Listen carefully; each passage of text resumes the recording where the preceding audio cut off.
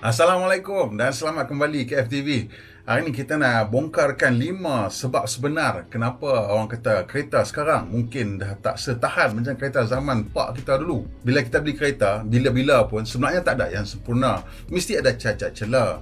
Dan bila kita dah pakai, mesti ada benda yang nak kena ganti, nak kena tukar. Sama ada macam benda biasa, macam penapis minyak, palang pencucur, brake pad, penapis udara. Dan ada juga benda yang akan rosak yang kena ganti. Macam motor, kipas radiator, mungkin kompresor aircon, clutch, gearbox. Yang pastinya benda-benda yang besar dalam kereta ni kan selalunya akan mula perlu diganti atau mula nak start rosak bila umur dia mencecah 5 tahun. Adakah kerana syarikat kereta memang suka cekik darah dan sengaja nak buat kereta mereka tak tahan berpuluh-puluh tahun, ataupun mungkin ada konspirasi daripada pihak bank yang nak paksa kita ni terus tiap-tiap 5 tahun je ambil loan baru, beli kereta lagi. Dan kenapa syarikat kereta keluar model baru tiap-tiap 5 tahun? Macam ada pattern pula kan. Jadi hari ni kita nak tengok dengan lebih dekat lagi apa sebab angka 5 ni kerap muncul dalam dunia otomotif. Pastikan awak tonton sampai habis tau. Jangan buat kesimpulan sendiri. Tengok sampai habis. Saya rasa anda mungkin terkejut lah dengan kesimpulan saya. Sebut aja zero down payment, ramai peminat yang nanti mai. Satu lagi kalau cakap zero interest, easy payment scheme. Silap-silap nanti benda-benda yang tak penting pun DPT ini assign terus untuk beli. Sekarang ni dah tak ramai orang yang sanggup untuk menabung untuk nak beli sesuatu barang ni. Kalau boleh, duit muka pun dia tak mau simpan. Dah lah asyik nak buat pinjaman yang panjang pula tu. Kat negara lain, pinjaman kereta ni maksimum 5 tahun. Kita ni sebab istimewa, pinjaman kereta sampai 9 tahun. Jadi loan 9 tahun ni cerita dia mula sampai ke Malaysia ni bila tahun 1998 perompak mata wang merompak mata wang di Asia, menyebabkan merudum lah kita punya mata wang semua. Dan masa tu memang ramai orang tak boleh nak bayar loan, dan nak ambil loan baru pun susah, macam susah nak lepas lah. Jadi apa yang kerajaan Malaysia buat masa tu, dia kata minta Bank Negara Pekiang kan boleh bagi tambah gas tempoh loan kereta ni. Dia kata boleh kita bagi sampai 9 tahun. Masa tu untuk orang kerja government 10 tahun bodah, 11 tahun bodah, tapi sekarang tinggal 9 tahun lah. Dan sebenarnya benda tu kita ingatkan akan jadi penyelesaian sementara, tapi tak. Dia terus berkekalan dengan kita. Tapi apapun, itu special kat Malaysia lah. Di negara lain, loan kereta selalunya lebih kurang dalam 5 tahun. Kebanyakan orang bayar kereta 3 tahun saja. Jadi adakah ini satu coincidence yang syarikat kereta juga mempunyai produk cycle sepanjang 5 tahun. Tiap-tiap 5 tahun mereka ganti model baru. Sebenarnya loan 5 tahun ni saya rasa mereka bentuk untuk pembeli syarikat. Pasal untuk syarikat secara biasanya sistem accounting akan tolak susut nilai tu untuk seberang kenderaan selama 5 tahun. Maksudnya untuk aset-aset bergerak lah. Selalunya dalam masa 5 tahun dah tolak susut nilai sampai habis 5 tahun. Jadi untuk bank dia kata hampa dah tolak susut nilai sampai 5 tahun, kira maksudnya produk tu 5 tahun lah dia punya nilai dah, yang bank perlu risaukan untuk garanti. Dia ambil convention accounting tu sebagai satu yang selamat untuk melindungi kepentingan bank. Jadi bila kita run produk dengan panjang loan tu jadi macam sama panjang, mudahlah kita nak lompat daripada satu loan ke satu loan yang baru, daripada kereta ke kereta yang baru. Dah disebabkan kita tak simpan kereta lama, pasal apa mereka nak buat kereta bagi elok-elok, betul tak? Yang kedua, kita ni semua nak benda murah. Beli buah kat tepi jalan pun nanti minta tawak. Kawan-kawan berniaga pun baru nak start pun minta harga kawan-kawan. Letih. Tapi cerita nak murah ni memang normal lah. Itu dia punya naluri manusia. Kita mesti nak minta sesuatu ataupun dapatkan sesuatu pada nilai yang terbaik. Kalau kita masuk kelas ekonomi pun, benda-benda yang pertama dia ajar ialah demand dengan supply curve. Dia tunjuk kalau untuk permintaan tu lagi rendah harga, lagi banyak permintaan. Tapi untuk bekalan, lagi tinggi harga, lagi banyak bekalan. Biasalah kan, lagi harga tinggi lagi harga, ramailah orang nak menjual.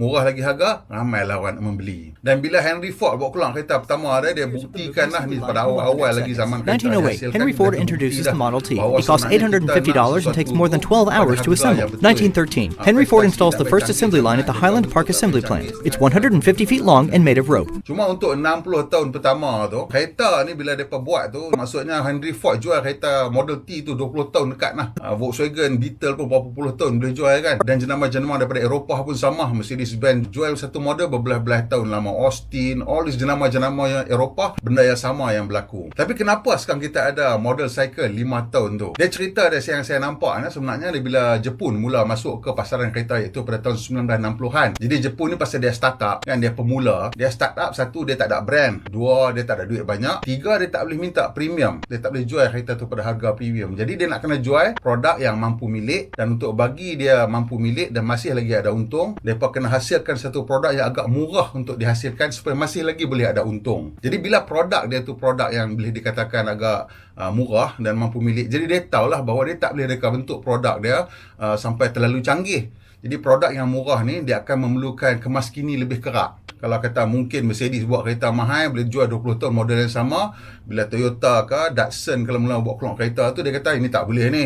Kita punya kereta 5 tahun dah 7 tahun nak kena keluar model baru dah. Kalau tidak kereta kita memang tak boleh nak bersaing di pasaran. Itu antara sebab kenapa kereta Jepun dia punya life cycle produk dia memang 5 tahun. Ini satu disiplin yang Jepun yang mula letakkan kat industri kereta. Jadi bila Jepun start tukar tiap-tiap 5 tahun model baru, maksudnya keseluruhan bentuk baru semua, jadi lebih banyaklah elan-elan yang menarik minat pembeli di pasaran. Lama-lama pembuat kereta Eropah pun terikut. Memang Mercedes-Benz pun lain dah ikut produk cycle 5 tahun. Tak kira lah mewah macam mana pun ikut produk cycle. The only company yang lepas tak payah ikut produk cycle 5 tahun ni lama macam Bentley, macam Rolls-Royce, macam Ferrari. Hal ni tak apa. Mereka jual lama mana pun tak apa. Pasal mereka punya produk terlalu eksklusif. Ini lain cerita dia. Sebab ketiga ni ialah sebab kita ni semua mengejar trend sangatlah. Zaman-zaman silikon, zaman microchip ni kan, semua tiap-tiap kali keluar benda baru je kita mau. Ada ciri baru sikit pun kita mau. Kita terkejap-kejap ciri baru ni. Jadi syarikat kereta pun bila dia tengok, terutamanya dalam consumer elektronik lah yang ni mula benda ni kan, dia tengok, wah macam-macam ciri dah makin ada, makin macam-macam microchip dah boleh pakai kat sini. Jadi syarikat kereta pun rasa macam tertekan. Mereka pun nak mula masukkan ciri baru. Jadi tapi masalahnya ciri-ciri baru ni, dia bukannya kita macam boleh upgrade tiap-tiap minggu. Dia kena beli banyak, simpan. Jadi mereka kena perancang lah. Dan perancangan dia adalah mereka tukar model tu tiap-tiap 5 tahun. Dalam umur 5 tahun dia akan ada upgrade lah. Tiap setahun mungkin ada tambahan sikit. Tapi selepas 5 tahun dia akan tukar langsung model baru. Dan perkembangan teknologi ni yang cepat berlaku ni juga telah diambil kira oleh pihak kerajaan untuk memaksa syarikat kereta ni menghasilkan produk-produk yang lebih selamat dan juga lebih mesra alam lah. Jadi maksudnya mereka buat crash test. Dan bila mereka nak buat crash test baru tu, nak pastikan produk tu selamat, mereka kena bagi masa kepada syarikat-syarikat kereta ni. Jadi selalunya dalam tempoh 5 tahun ke 10 tahun sempatlah untuk pihak-pihak kerajaan nak kata ni peraturan baru kita, dalam masa 5 tahun ke 10 tahun kita akan perkenalkan. Abang siap-siap lah. Dia kata yang mahal sikit macam mungkin cerita tentang keselamatan ke, nak mandatory airbag ke, dia mungkin bagi tahu 5 tahun awal.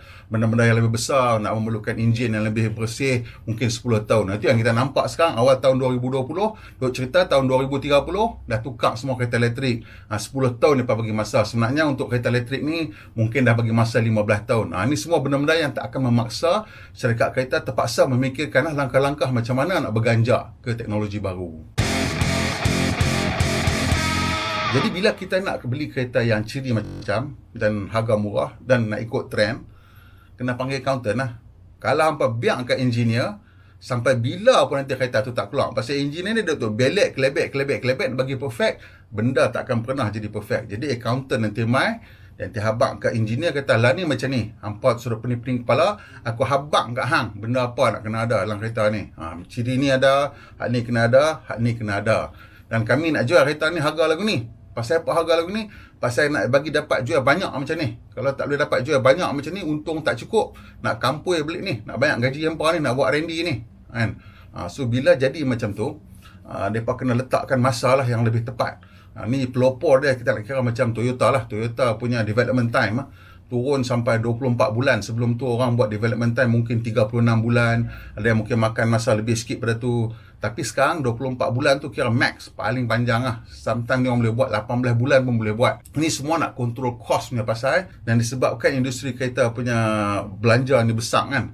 Jadi kalau development time tu terlalu panjang, masalah pada mereka. Jadi bila development time tu dalam tempoh 2 tahun ataupun 2 tahun setengah, bila kereta tu keluar ke pasaran aja, dalam tempoh 2 tahun ataupun 2 tahun setengah, mereka boleh campur balik duit R&D tadi tu. Pasal dia akan bagilah tiap-tiap kereta berapa, RM1,000 ke RM2,000 ke untuk duit R&D. So katalah dah jual 300,000 unit kereta dan ada duit 300 juta untuk buat R&D kereta baru. Bila habis 2 tahun setengah tu, nak masuk 2 tahun setengah lagi nak start kereta baru kan. Dah dapat banyak balik dah. Sedap lah nak buat kereta baru. Itu pasal kita tengok sekarang ada tempoh tertentu dan ada bajet tertentu untuk hasilkan kereta. Angka 5 juga lagi ni. Dan bila kita cerita tentang accountant ni sebenarnya, dan juga warranty lah, kita cerita pasal kereta tak tahan kan, daripada congak siap dah dalam tu. Hampa punya warranty claim tu pun dia dah kira dalam tu dah. Jadi dia kata kat engineer, hampa surat pening-pening design kereta ni bagi perfect, dalam harga tu kita letak siap dah duit warranty claim. So warranty claim ni cara mereka kira lah, dia ada letak lah sebahagian berapa persen daripada harga kereta tu, dia tolak tepi dulu. Dia tak boleh ambil sebagai untung untuk selama tempoh warranty tu. Kalau kata dia bagi warranty setahun, setahun dah dia simpan. Kalau dia bagi warranty 2 tahun, 2 tahun dah dia simpan. Pasal warranty ni pun ada macam-macam jenis. Ada satu warranty kilang dan ada dua warranty yang extended warranty kan. Setengah extended warranty kilang bagi, setengah extended warranty bukan kilang bagi, distributor bagi. Lepas tu ada pula lagi kat atas tu yang jenis extended warranty yang ikut insurans. Distributor beli insurance package untuk bagi ke hampa. Tu yang kadang-kadang 5 tahun, 7 tahun, 10 tahun. Bukan semua tu warranty kilang tau. Tapi untuk kita nampak macam sama je lah. Tapi kilang punya warranty ada angka-angka tertentu yang mana daripada kira siap dah dalam harga kereta tu, banyak mana yang mereka rasa akan rosak dan orang akan claim.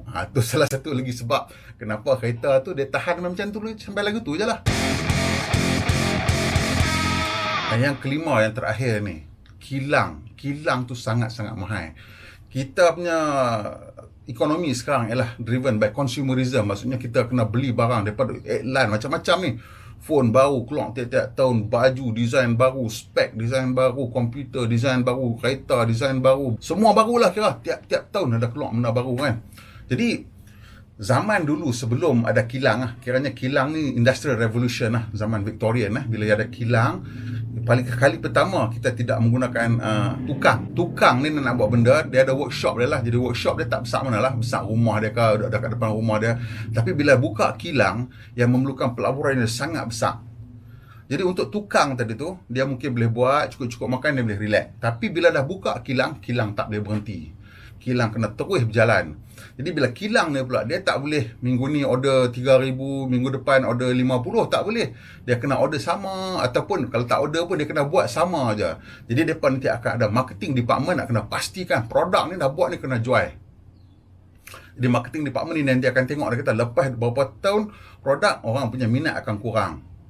Tu pasal lepas kata kereta kita introduce kan, tahun ketiga dapat akan buat midlife facelift. Tiap-tiap tahun akan ada perubahan kecil-kecil, tapi midlife facelift masa umur 3 tahun. Dari 3 tahun dia buat midlife facelift, 5 tahun dia ganti model baru. Ini nak kekalkan permintaan untuk produk-produk tertentu. Dia ada range lah. Kata mungkin kilang tu kata as long as production antara 10,000 sehingga 8,000 sebulan, kira okey, kita okey. Jangan bagi dia drop banyak sangat, tidak payah, tak boleh nak recover. Macam itulah cara dia buat. Itulah sebabnya produk baru sentiasa kena ada. Jadi sebagai kesimpulannya kan, kita tengok loan 5 tahun tu pun antara punca kenapa kereta kita kebanyakan hanya tahan 5 tahun. Dan produk cycle 5 tahun tu pun antara punca kenapa kereta tu tahan 5 tahun saja. Kemudian bila mereka reka bentuk kereta untuk harga, mereka kena kira siap-siap dah dalam tu, macam mana nak boleh kereta ni dihasilkan, dijual dengan warranty semua mereka kira dalam tu. So dalam tempoh-tempoh ni semua menyebabkan kereta-kereta ni dia hanya tahan sekian masa sahaja. Pasal kita punya habit sendiri ataupun punya kebiasaan sendiri, kita tak simpan kereta lama.